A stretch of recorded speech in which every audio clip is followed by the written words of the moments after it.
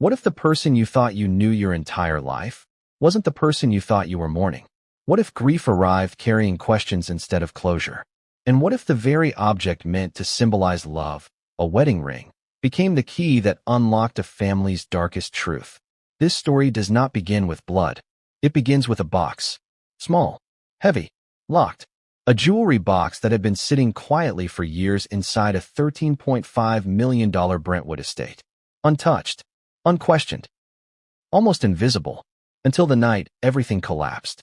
Before we continue, please hit the like button, subscribe to the channel, and turn on the notification bell for updates.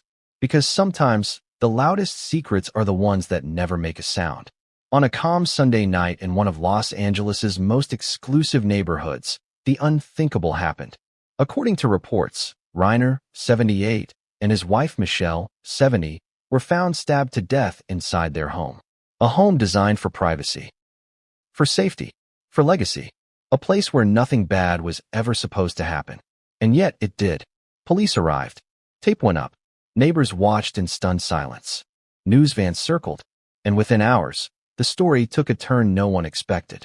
Their son, Nick Reiner, 32, who lived in the guest house on the property, was arrested that same night. He was later charged with 2 counts of first-degree murder. Allegedly. Let that sink in. A son, a guest house, a family estate, and a crime scene that would soon expose far more than a single violent night. But here's the part most headlines missed. The murders didn't just end lives.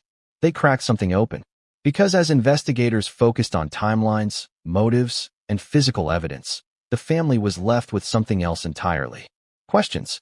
Questions that had been buried for decades. Questions no one wanted to ask while everyone was still alive.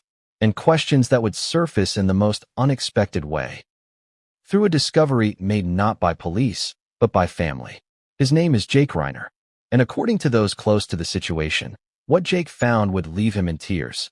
Not because of what it was, but because of what it meant. Imagine this. The house is quiet now. Too quiet. The kind of silence that feels wrong. Furniture still in place. Photos still on the walls. The faint smell of a life interrupted.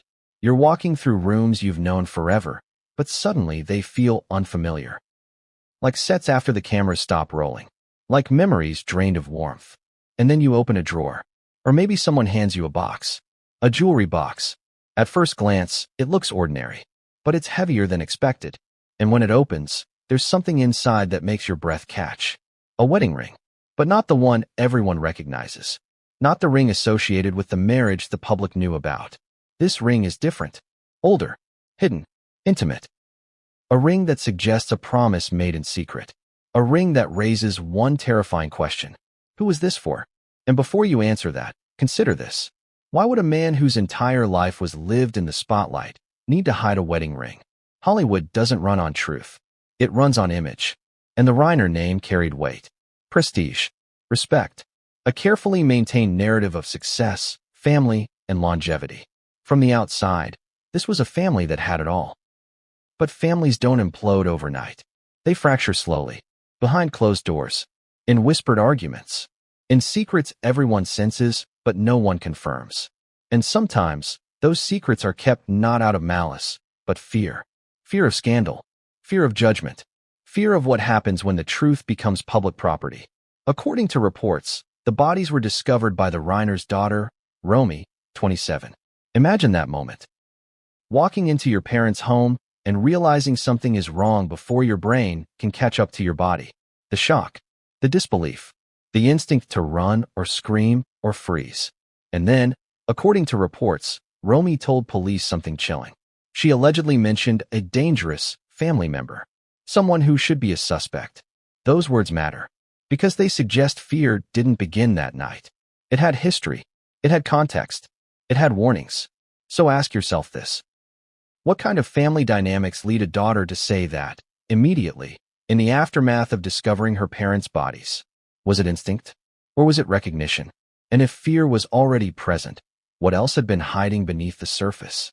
Because while the world focused on Nick, the son in the guest house, the arrest, the charges, another story was quietly unfolding.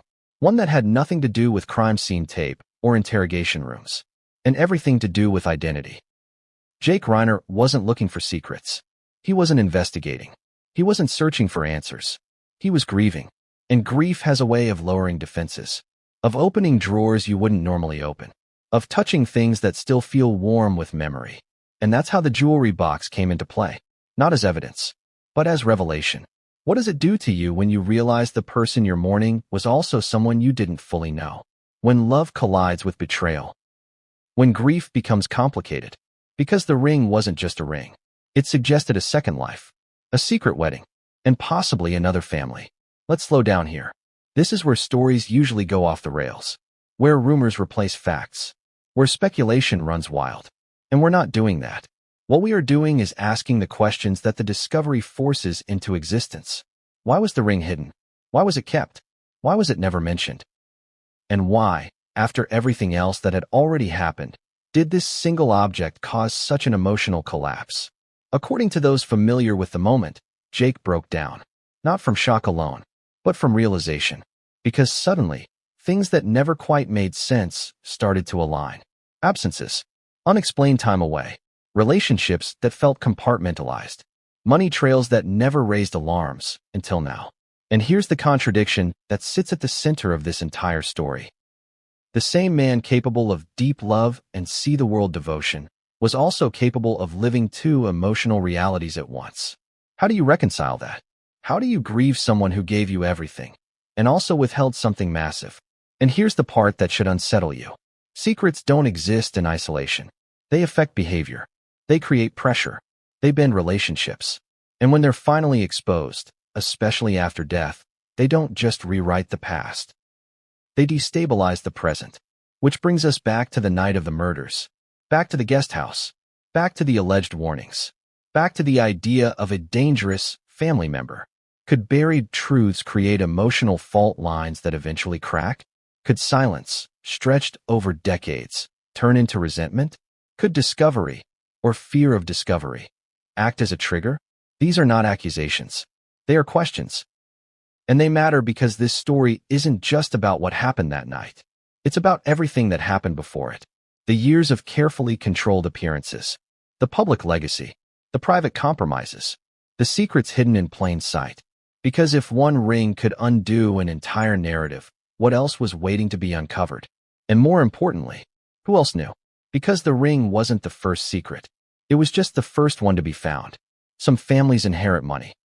Others inherit expectations. And a few inherit something far heavier. Silence. Here's a question you probably haven't asked yet, but should. What happens when a family's public image becomes so polished, so protected, that no one dares scratch it? Because the Reiner name wasn't just recognizable. It was insulated. In Hollywood, names become brands. Brands become shields. And shields, when held long enough, start to feel like truth. From the outside, the Reiners represented stability, longevity, success without scandal, a rare thing in an industry built on collapse. While other dynasties burned bright and burned out, this one endured. That endurance became part of the myth. But myths are carefully maintained. They don't happen by accident. They happen because people agree, silently, to look the other way. Think about it.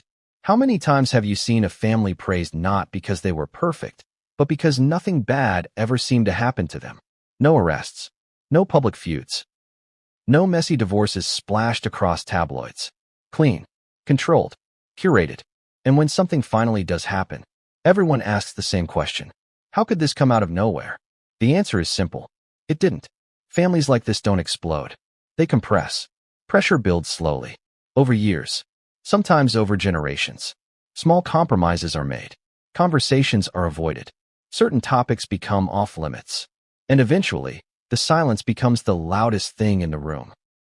Inside the Reiner household, according to people familiar with the family dynamics, there was a clear understanding of roles. Who spoke? Who didn't? What stayed private? What stayed buried? You don't survive decades in the spotlight without learning how to control narrative, especially when the stakes are reputation, legacy, and access. Because legacy isn't just about what you've done. It's about what you've hidden. Let's talk about power for a moment. Not the loud kind, the quiet kind.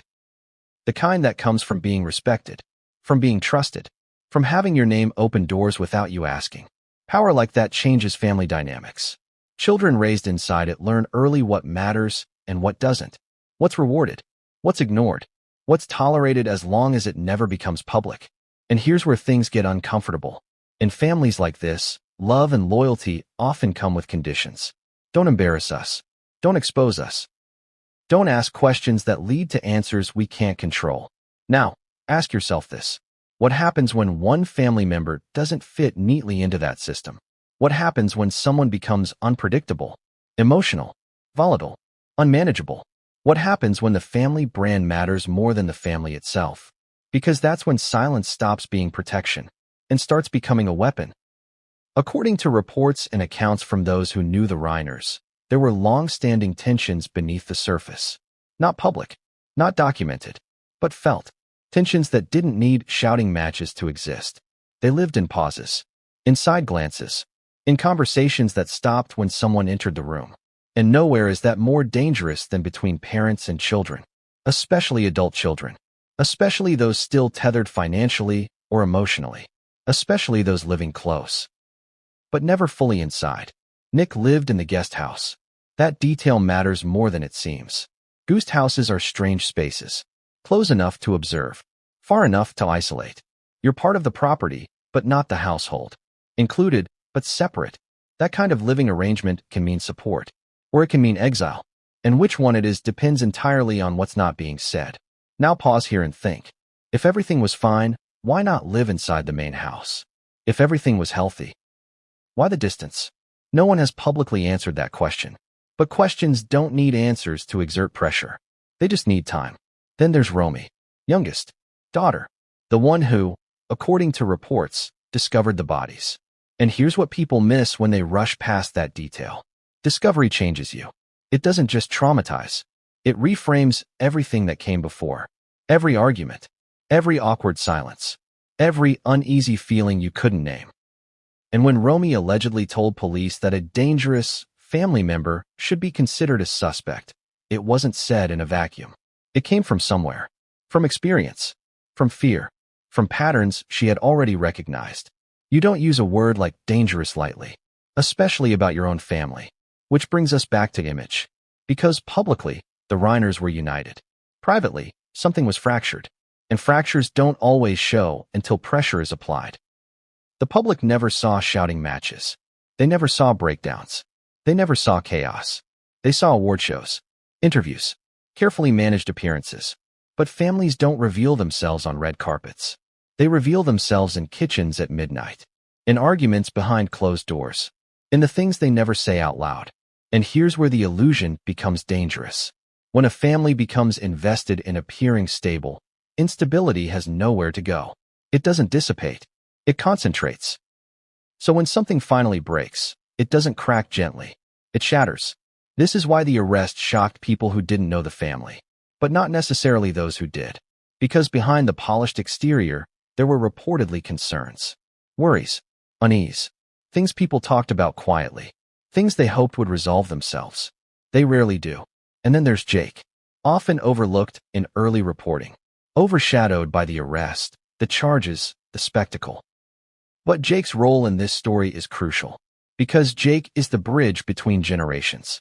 Old enough to remember the early years, young enough to see the cracks form, and emotionally close enough for the jewelry box discovery to matter. What Jake represents is continuity, and continuity is what secrets rely on. They survive because someone carries them forward, intentionally or not, until someone finally drops them. The Reiner name was built on continuity. Projects followed projects. Success followed success. The narrative stayed intact. But continuity doesn't mean honesty. It means consistency. And consistency can hide a multitude of sins, including emotional ones, including relational ones, including entire lives lived parallel to the one everyone knows about. Which brings us back to the ring. Because that ring doesn't just suggest a secret marriage. It suggests something deeper. It suggests compartmentalization. The ability to separate worlds so completely that neither collides with the other. That's not a skill everyone has. It's learned. It's practiced. And it's often perfected by people who have spent their lives managing perception. Now ask yourself this. If a man could hide a marriage, what else could he hide? And who might have known? Because secrets at that scale rarely belong to one person. They ripple outward. Someone covers. Someone deflects. Someone chooses not to ask. And over time, silence becomes shared, which makes breaking it feel like betrayal. So when Jake opened that jewelry box, he wasn't just discovering an object. He was stepping into a silence that had been carefully preserved for years. And once you step into a silence like that, you don't come out the same. Because suddenly, the past isn't stable anymore. It shifts, reorders itself, and begins to cast shadows over moments you once thought were clear. Was that absence explained or ignored? Was that relationship distant or divided? Was that tension imagined or real? This is the cost of illusion. When it collapses, it doesn't just expose one secret. It forces you to re-examine everything.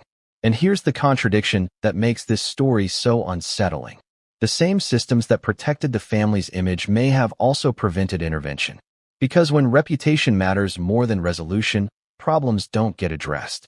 They get hidden, and hidden problems don't disappear. They wait. Which brings us to the guest house again. To Nick.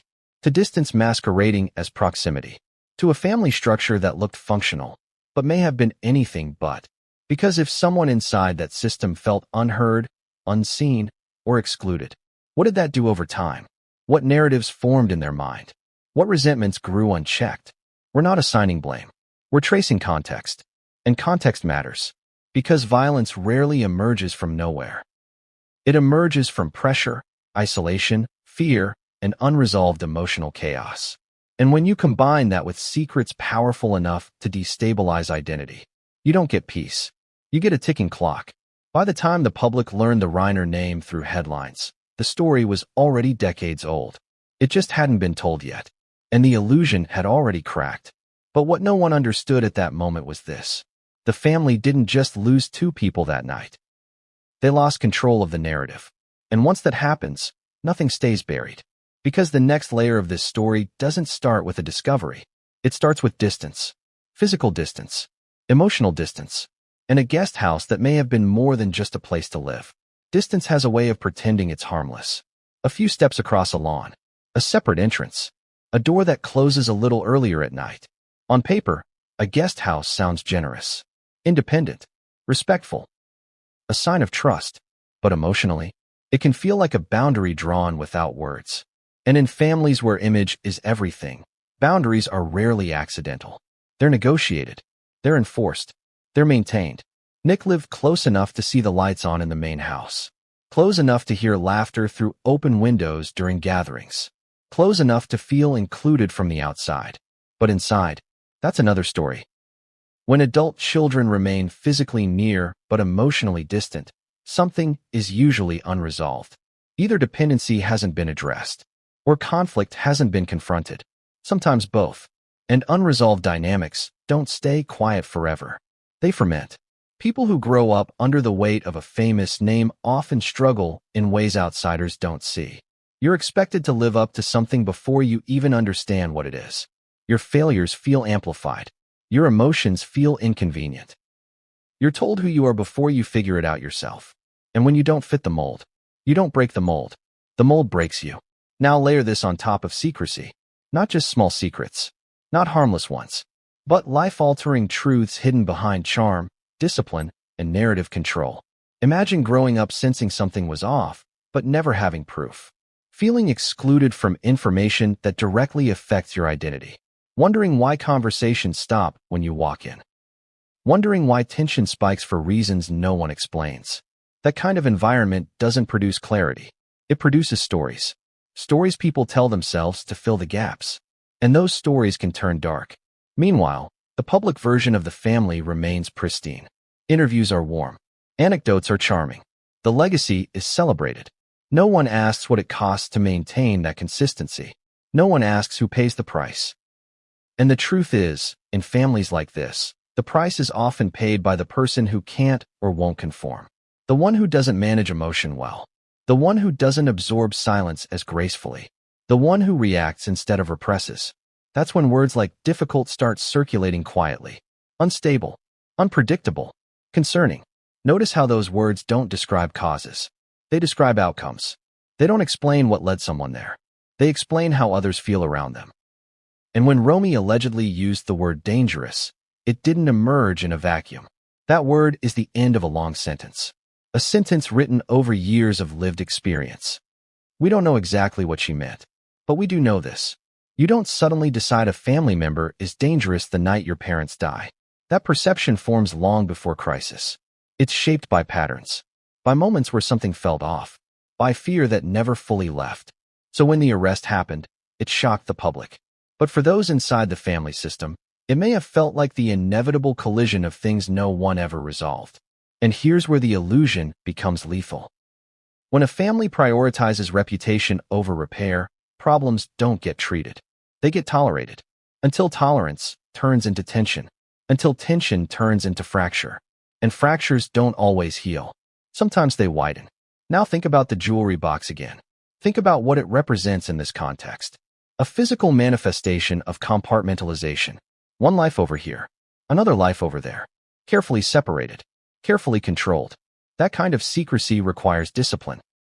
It also requires emotional detachment. You don't hide a marriage accidentally.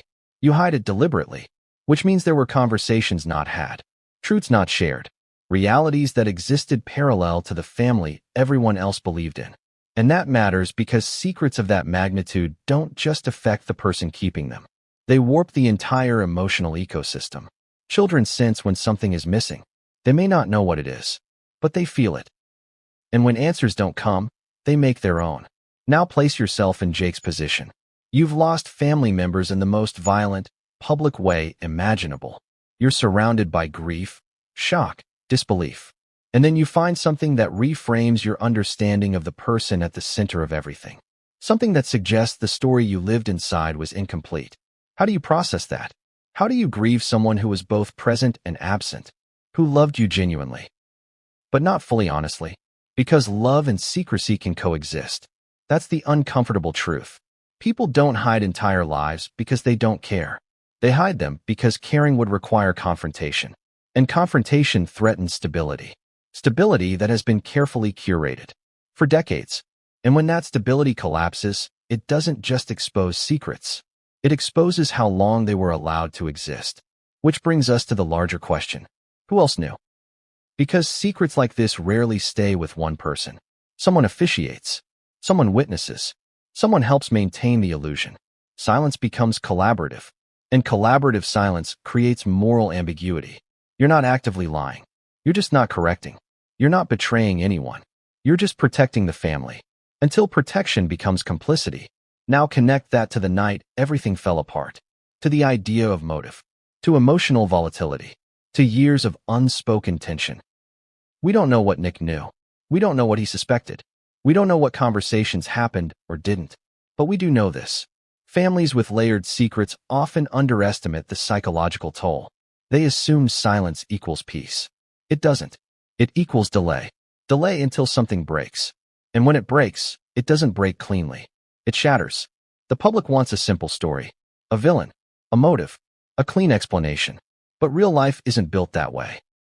It's built from years of emotional decisions stacked on top of each other. Small choices to avoid discomfort. Big choices to protect image. And eventually, those choices accumulate weight. Too much weight. The Reiner name once symbolized control, stability, respect. Now it's associated with questions no one can easily answer. And that's not because the family suddenly changed. It's because the illusion finally failed. Which brings us to the guest house again. Because distance doesn't just separate people physically. It separates narratives. It allows different versions of reality to exist under the same property line. One inside the main house, one outside it. And when those realities collide, someone gets hurt. The guest house wasn't just where Nick lived. It was where unresolved dynamics were stored. Away from view, away from guests, away from accountability, and eventually, away from patience. So when the public asks, how did this happen? The better question is, how long was it forming? Because the truth is, the Reiner story didn't begin with a murder. It began with silence. And silence, when sustained long enough, becomes dangerous. By the time the jewelry box was opened, the damage had already been done. The ring didn't create the fracture. It revealed it. And once revealed, It forced everyone to confront a reality that could no longer be controlled. But the illusion wasn't done unraveling. What if the most dangerous thing in a family isn't anger, but architecture? Because houses don't just hold people. They shape behavior. They reinforce hierarchy. They decide who belongs where. And the Brentwood estate did exactly that. From the street, it looked like safety itself. High hedges, long driveway, gates that implied distance from the outside world. A property designed to keep noise out and privacy in. A fortress. But here's the truth most people don't want to admit. Fortresses don't just keep threats out. They trap things inside. Walk through the main house in your mind. Wide rooms. Carefully curated spaces. Photos arranged to tell a story. Awards. Smiles frozen in frames. A life presented as complete. Now walk outside. Across the lawn. Past the quiet. Toward the guest house. Smaller. Separate. Self-contained. Close enough to see the main house. Far enough to feel apart from it. That distance matters. Because proximity without access is a special kind of isolation. And isolation doesn't always scream. Sometimes it whispers. Living in a guest house on a family property can mean support, independence, a soft landing, or it can mean something else entirely. Containment, a way to keep someone nearby without fully integrating them, a way to monitor without confronting, a way to avoid the hard conversations. And in families that prioritize calm over clarity, that arrangement can feel easier than resolution. According to reports, Nick lived in that guest house, on the property, but not in the house. And that distinction is more than architectural. It's psychological. When someone lives on the edge of a family system, they exist in a constant state of in-between. Not fully inside, not fully outside, not entirely accountable, not entirely supported. That kind of existence can warp perception. It can feed narratives. It can intensify resentment, especially if that person already feels misunderstood, especially if they believe others know something they don't, especially if secrets are involved. Now imagine living there at night. Lights on in the main house, shadows moving behind curtains, laughter drifting through open windows during gatherings. You're close enough to feel excluded. And exclusion, when chronic, becomes identity. You stop seeing yourself as part of the family. You start seeing yourself as something adjacent to it, something tolerated, something managed.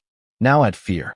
Because according to reports, Romy allegedly told police about a dangerous family member. That word doesn't emerge suddenly. It emerges after repetition, after patterns, after moments that don't quite cross a line, but approach it. So ask yourself this. What does it take for a family member to quietly accept that someone close to them is dangerous? Not violent necessarily, but unpredictable, unstable, capable of something you don't want to imagine. Those realizations don't come from nothing. They come from lived experience. And when those experiences go unaddressed, the environment adapts instead. Rooms are rearranged. Schedules are adjusted. Conversations are limited. Distance is created. The guest house becomes a solution, not to the problem, but to the discomfort, because addressing the problem would require acknowledging its cause. And that might lead back to secrets no one wants to touch. So the system adjusts. But adjustment isn't healing. It's avoidance.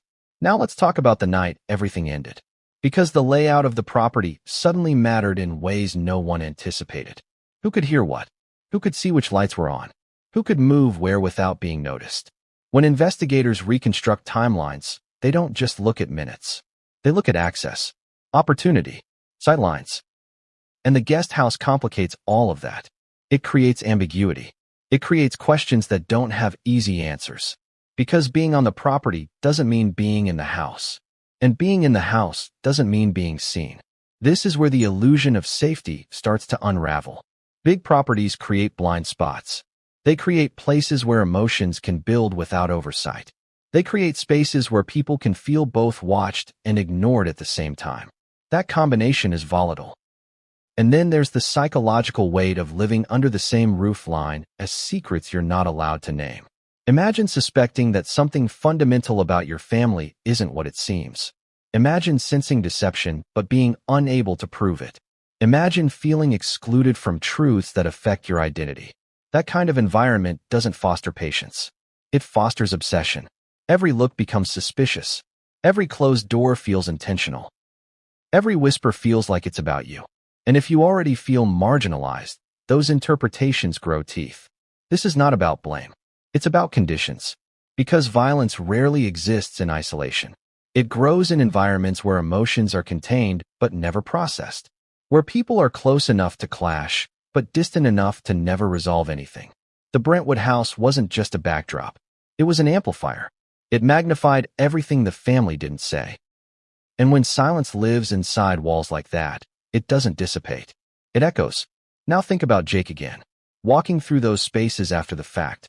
Seeing the house not as it was presented, but as it actually functioned. The separation, the doors, the distances, and then finding the jewelry box. Suddenly, the layout makes sense. Suddenly, the compartmentalization isn't just architectural. It's emotional. One life here, another life there. Carefully separated, carefully controlled. And that's when grief turns complicated. Because grief usually wants clarity. But discovery brings chaos. Now consider this contradiction. If the family was managing someone they believed to be unstable, why wasn't more done? Why rely on space instead of solutions? Why separation instead of intervention? The uncomfortable answer is often reputation. Acknowledging a problem risks exposure. Addressing it publicly risks narrative collapse. And when image is the priority, containment feels safer than confrontation.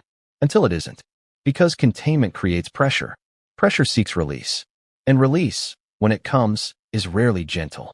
So when police arrived that night, they weren't just stepping into a crime scene. They were stepping into a system that had been quietly malfunctioning for years. A system built on distance, on silence, on the belief that keeping things calm was the same as keeping them safe. It wasn't. And the guest house, once seen as a benign detail, suddenly became central.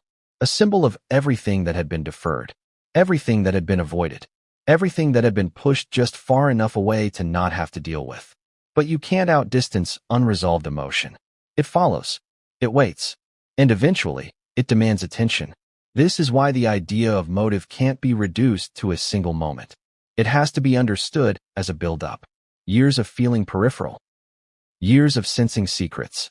Years of emotional exclusion. All happening within arm's reach of a life that looked whole from the outside. Now think about Romy again. About her alleged fear. About the word dangerous. What does it feel like to live in a house where you love someone and are afraid of them at the same time? What does that do to your nervous system? To your sense of safety? To your instincts? By the time that Sunday night arrived, fear may have already been normalized, accepted, managed, until it wasn't manageable anymore. And when the call came in, when police lights cut through the hedges, when the illusion shattered, everything the house had been hiding came into focus. Because structures don't just collapse. They reveal. They show you what was holding them up. And in this case, it wasn't trust. It was avoidance. But here's the part that complicates everything. The house didn't just separate people physically. It separated truths.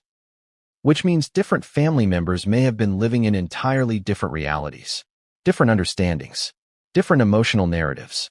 And when those realities collide, confusion reigns. That's why stories feel fragmented. Why accounts feel incomplete. Why nothing lines up neatly. Because the truth was never singular. It was split across rooms, across buildings, across silence. So when Jake stood there, holding a ring that didn't belong to the life he knew, he wasn't just mourning. He was reorienting, relearning the map of a family that had never been fully visible. And the Brentwood estate, once a symbol of success, became something else entirely. A monument to everything that went unsaid.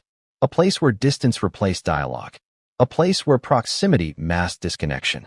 And a place where the cost of silence finally came due. But the house doesn't tell the whole story. Because the next chapter isn't about space. It's about the person who lived inside it. The one everyone was quietly worried about. The one whose name became synonymous with suspicion overnight. The one who lived close, but never quite belonged. And understanding him is essential. Living on the property doesn't mean living in the family. It's a line that might sound simple, but in families like the Reiners, it carries weight heavier than gold. Physical proximity isn't the same as emotional intimacy. And Nick Reiner, 32, understood that better than most. From the outside, he was a son, part of the legacy, born into a family name that opened doors automatically. But inside, he was something else entirely. A resident of the guest house. observing the rhythms of a family life he wasn't fully part of, watching from the periphery, a shadow inside the very space that should have been home. Imagine the tension of that existence. Being close enough to hear conversations, to see faces light up in shared laughter, to catch glimpses of a world that seems yours by right, but simultaneously being told, explicitly or implicitly, that you are separate, a layer apart, not fully trusted, not fully included. The psychology of living close but far is brutal. You learn to pick up patterns. You notice glances. You notice silences. You notice which doors open for you and which ones remain firmly closed. Every decision the family makes reinforces a message you can't ignore. You belong, but not entirely. And distance, even when not imposed physically, becomes internalized. It shapes self-perception. It shapes decision-making. It shapes emotional reactions. Over time, it can become a lens through which every interaction is interpreted. Everything, even mundane conversations, is scrutinized for meaning. According to those familiar with the Reiner family dynamics, Nick had been the subject of concern for years. Not publicly, not documented, but recognized by family members. Patterns of behavior that hinted at volatility, emotional unpredictability, moments of tension that could escalate when boundaries were crossed or expectations weren't met. Now, consider the pressure he faced, not just from the family dynamic, but from the weight of the Reiner name. Fame is a double-edged sword. It opens doors, yes, but it also sets expectations. In a world where the family name is a brand, every misstep is magnified. Every emotional outburst is interpreted through the lens of legacy and image. So what happens when someone like Nick feels cornered? When the world expects one version of him, and his reality feels entirely different. Isolation becomes internalized. Frustration simmers. Small grievances compound. Minor slights feel monumental. And every perceived injustice becomes part of a private narrative that may not align with reality, but feels undeniably true. This is crucial to understanding why the events at the Brentwood estate unfolded as they did. Because violence doesn't emerge in a vacuum. It emerges in environments where tension is constant, where oversight is minimal, where emotion is contained but never addressed. Nick's reported isolation in the guest house wasn't just about physical space. It was emotional geography. He was simultaneously inside and outside, observing and excluded, knowing and kept at bay. And that paradox, over time, shapes behavior in ways that aren't always predictable. There's another layer to consider: secrecy. The Reiner household, like many families with public legacies, operated on multiple levels of hidden truth. Compartmentalization was the norm. If one person knew too much, someone else was tasked with preserving the illusion. If tension rose too high, it was managed quietly, away from the public eye. Nick was living in that system. And living in that system under constant scrutiny, both overt and covert, changes how a person processes conflict. Small triggers become enormous. Patterns of exclusion become existential threats. And emotional responses, when not properly guided or moderated, can escalate quickly. Now layer fear on top of all this. According to reports, Romy, the daughter who allegedly discovered the bodies, mentioned a dangerous family member. That word doesn't come out of nowhere. It arises from long-term observation, from repeated experiences, from a sustained sense that someone close could cross a line, and that line might be devastating. But remember, danger is subjective. One person's volatility is another person's unaddressed trauma. One person's misbehavior is another person's reaction to systemic neglect. Understanding Nick requires navigating that ambiguity. So what do we know about him from the public record? Very little. The arrest made headlines. Charges were filed. Speculation abounded. But the public doesn't see the psychological landscape, the tension, the isolation, the years of subtle emotional signals that may have foreshadowed the tragedy. And this is where empathy and investigation intersect. Not to excuse, but to understand. To trace the buildup. To recognize that behavior emerges in context, not in isolation. Reports suggest that in the weeks leading up to the incident, tension in the household may have been escalating. Conversations may have been avoided. Warnings may have been ignored. And small slights, magnified over decades, may have created an emotional tinderbox. Which brings us back to space. The guest house as both literal and symbolic separation. Proximity allows observation. Isolation fosters resentment. And combined, they create pressure that seeks release. Now think about the psychological weight of living with unspoken truths. Secrets in the family, hidden intentions, compartmentalized lives. These aren't abstract concepts. They shape the way a person sees themselves, others, and the choices they believe are available to them. When someone grows up in that environment, the line between perception and reality can blur. Emotional reactions intensify. Every action and inaction carries meaning.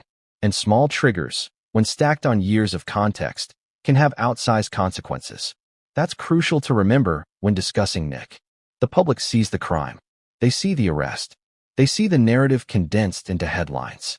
But what those headlines miss is the lived experience that preceded that night. The environment that created tension, the distance that amplified it, and the unspoken truths that shaped perception. Then there's Jake, the one who eventually discovered the hidden wedding ring. He becomes a pivotal figure in this emotional map, because through his eyes, we see the intersection of grief, revelation, and betrayal. And it's through his experience that the psychological geography of the estate, the guest house, and Nick's isolation becomes tangible. The Reiner household, with all its beauty, wealth, and legacy, was a crucible. Every decision reinforced structure. Every silence reinforced distance. And every compartmentalized secret, every truth withheld, built the pressure that finally exploded. But here's the unsettling part.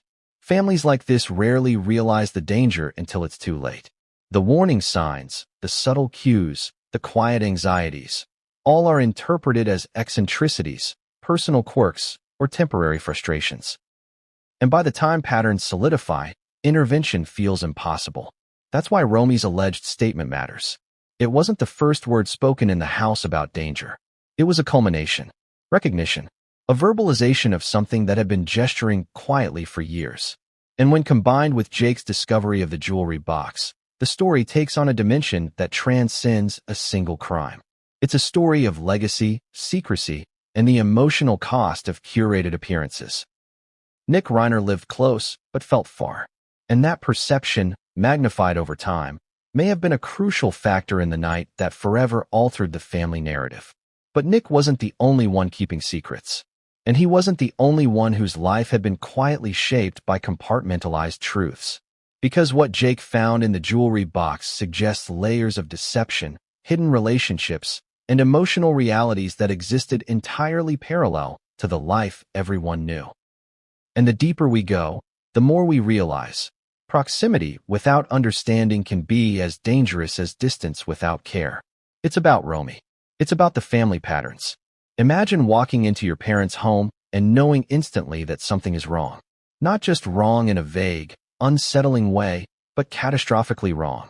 That's the moment Romy Reiner, 27, allegedly experienced on that tragic Sunday. The reports say she discovered her parents' bodies. The horror of that scene, one that would overwhelm anyone, is compounded by the intimate knowledge she already carried, awareness of tensions, subtle cues, and the undercurrents of fear that had existed for years. Romy's position in the family was unique. As the youngest child, she had grown up observing dynamics in a way that older siblings often couldn't.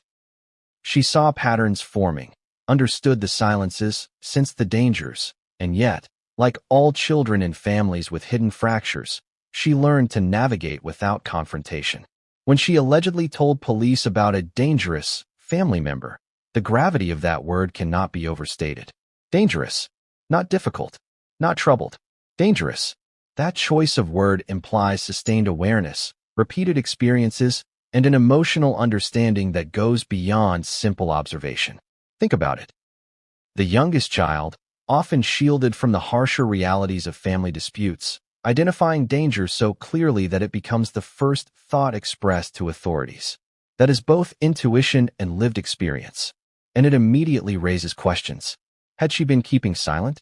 Had she been witnessing patterns of behavior that were ignored or minimized? Had she feared the escalation that eventually occurred?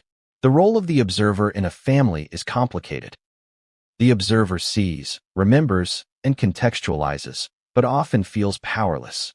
And that powerlessness can morph into anxiety, hypervigilance, and a heightened sense of responsibility, particularly when family members are emotionally unstable.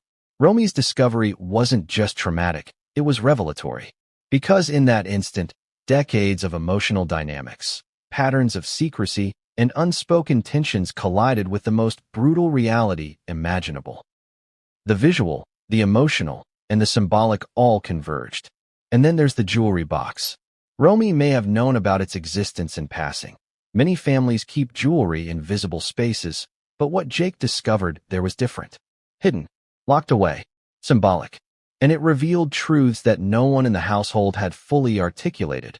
A secret wedding ring, a second life that paralleled the one everyone thought they knew. For Romy, discovering her parents' bodies likely triggered both grief and cognitive dissonance. She was confronted with immediate tragedy, but also with questions that had always lingered in her subconscious. Why was her family so secretive? Why did certain topics never surface? Why did her father, a man of public acclaim and apparent openness, carry private truths that could disrupt the entire household if revealed? Those questions are not rhetorical. They are central to understanding how one family could maintain such a polished exterior while emotional turbulence raged beneath. It's important to pause and consider the psychological context. Trauma does not exist in isolation. The death of parents, especially under violent circumstances, triggers a cascade of responses: shock, disbelief, rage, grief, and sometimes the need to seek meaning in chaos. For Romy, meaning came in part from naming a danger that had long been sensed but never confirmed. And that is crucial because naming danger is an act of agency. It is an assertion of awareness, of moral clarity, and of emotional responsibility. In families with complex dynamics, it is rare for a member to speak so decisively, especially when other adults may have been minimizing concerns for decades. Now consider what it means for a sibling like Jake. He enters the narrative after Romy has witnessed tragedy, after the body count has been revealed, after fear has become reality. His grief is compounded by discovery. The jewelry box, the ring, the possibility of a secret family within a family. The revelation is not just personal, it is structural. It reframes the entire household. Romy's role as witness is critical, because in families where secrets are compartmentalized, discovery often comes in stages. First the physical, then the emotional, then the cognitive. She encounters the first stage, the bodies. Jake encounters the second and third, the implications of the hidden truths. And here lies the intersection of grief and revelation. When tragedy strikes, the first instinct is often to understand, to reconstruct the past, trace the cause, and identify responsibility. Romy did this instinctively by alerting authorities to potential danger. Jake did it through tangible evidence in the jewelry box. This is why emotional stakes in this family are so elevated. Grief is compounded by betrayal. Loss is complicated by revelation, and mourning becomes a process of reconstruction, reconstructing relationships, histories, and realities that were never fully known.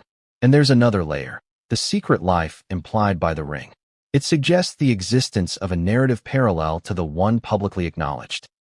That means the Reiner family, already fractured by distance and tension, was also fractured by hidden relationships.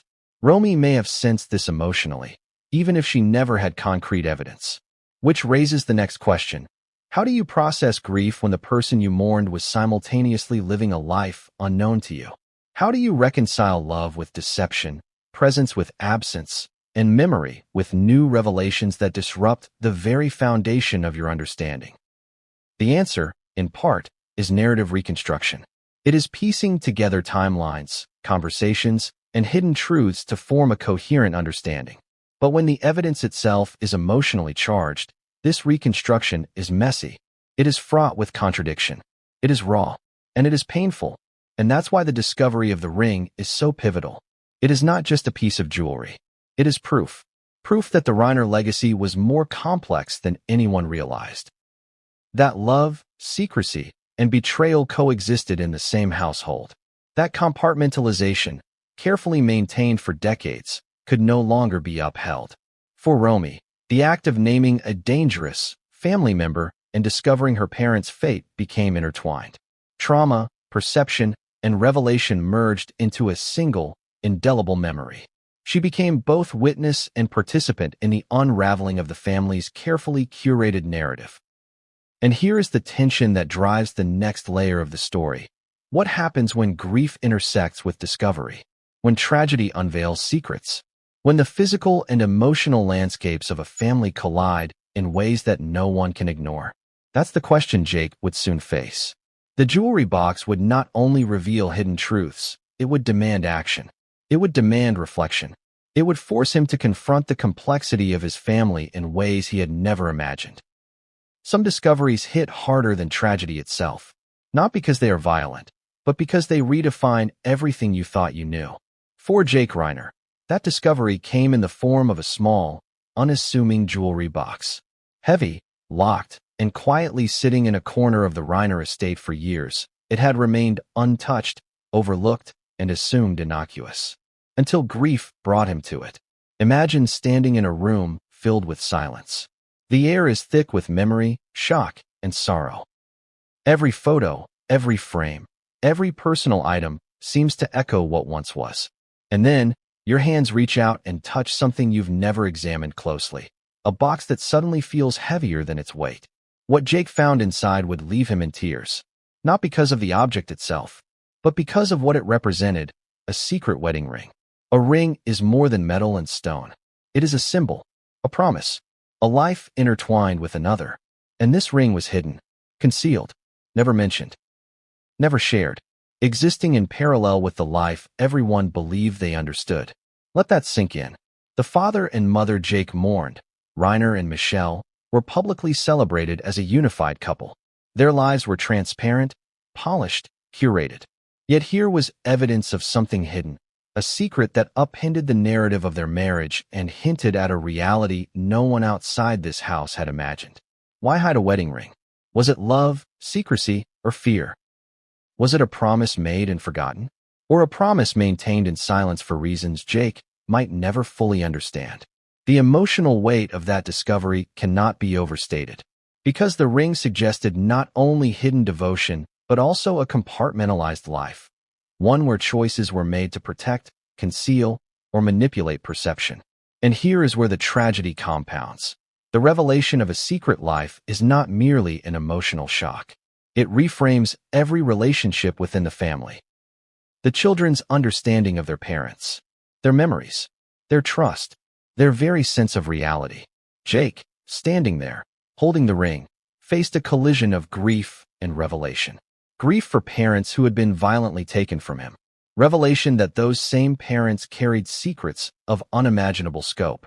This is where the jewelry box becomes more than a container of objects. It becomes a portal into hidden histories. A tangible link to decisions, promises, and lives that existed parallel to the narrative the family had been living. And the implications are staggering. If Reiner had another secret family, what did that mean for his children? For his relationships? For the identity of a household built on perception? Secrets, when discovered, do not exist in isolation. They ripple outward, affecting perceptions, relationships, and memory. They cause one to question everything previously believed. Every interaction, every affection, every moment of connection becomes a point of reconsideration. Jake's tears were not merely for loss. They were for realization. For the understanding that love and secrecy can coexist in ways that are simultaneously tender and devastating. That a man capable of public devotion could also compartmentalize his private life with precision. That the family he knew might not have been the family that actually existed. The jewelry box, in essence, was a truth detector. It forced acknowledgement of a reality previously hidden, and it begged questions that could not be ignored. Who was this other person? How long had this secret been kept? Were there others who knew and kept silent?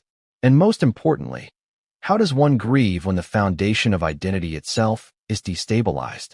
It is here that the emotional tension of the story intensifies, because discoveries like this are rarely resolved quickly.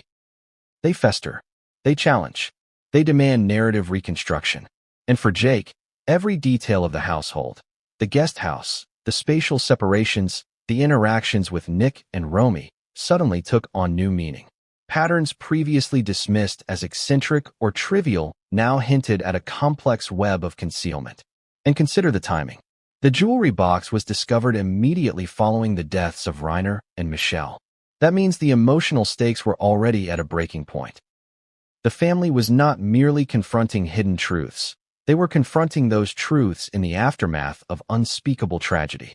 Grief magnifies revelation. Shock intensifies realization.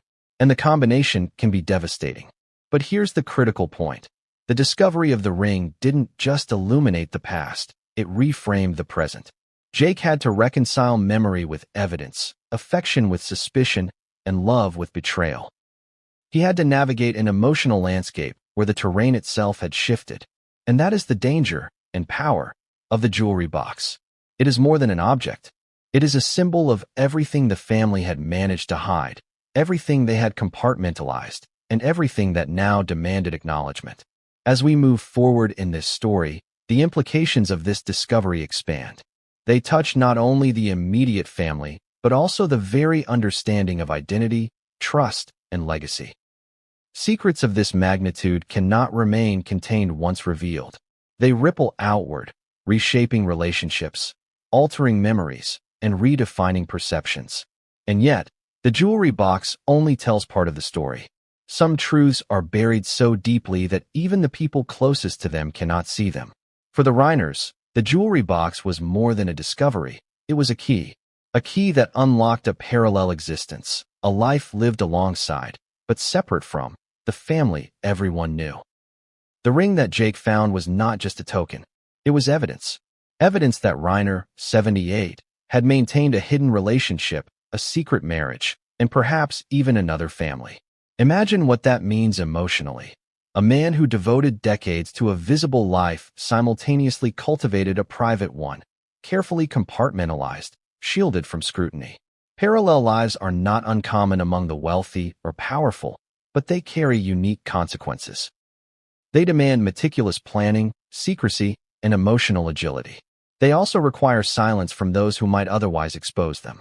And when that balance fails, the emotional repercussions can be catastrophic. Now consider the implications for the Reiner children, Romy, Jake, and Nick. Their entire understanding of their family's history was suddenly destabilized. Every memory, every interaction, every lesson learned about loyalty and love had to be reconsidered. This is where the concept of duality becomes crucial. Reiner was living in two spaces emotionally, the public persona that everyone revered and a private one that he managed with the precision of a strategist. And it is precisely the intersection of these worlds that explains so much of the tension within the household. Imagine growing up under that shadow. You sense that not all truths are told. You notice absences that cannot be explained. You witness behavior that doesn't add up. The mind starts to create narratives to fill the gaps, often feeling justified in its suspicions without having concrete evidence. And here's where tragedy intersects with secrecy. For decades, these parallel lives may have gone unnoticed. But when tragedy strikes, the veil falls. The hidden world bursts into the known one, leaving confusion, grief, and anger in its wake. It also forces reckoning. Jake was forced to reconcile his love for his father with the knowledge that his father had a life that none of them knew about. He had to process the possibility that his family's history, its values, its narratives, its identity, was more complicated than he had ever realized. And there are broader questions that the discovery raises. If Reiner had a secret marriage and potentially another family, who else might have been aware? Were there other witnesses who maintained silence? How long had this life been in existence, and how did it intersect, or deliberately avoid intersecting, with the known family? These questions are not merely intellectual. They are deeply emotional, because every hidden truth carries consequences. Every secret relationship changes the way people see one another. Every lie, omission, or act of concealment reframes love, trust, and loyalty. Now consider the psychological landscape of Nick, the son who allegedly committed the crime. Living under the same roof, albeit in the guest house, he may have sensed tensions and absences that had no clear explanation. A hidden life only deepens perceived slights, intensifies resentment, and heightens feelings of exclusion. The existence of a parallel family may have been one of the invisible weights pressing on him, shaping behavior, and feeding internal narratives that ultimately contributed to tragedy. And that's the insidious power of secrets. They exist quietly, invisibly, but they shape reality for everyone involved. They alter perceptions. They distort memory. They create environments where assumptions replace facts, where suspicion becomes habit, and where unaddressed emotions escalate unchecked.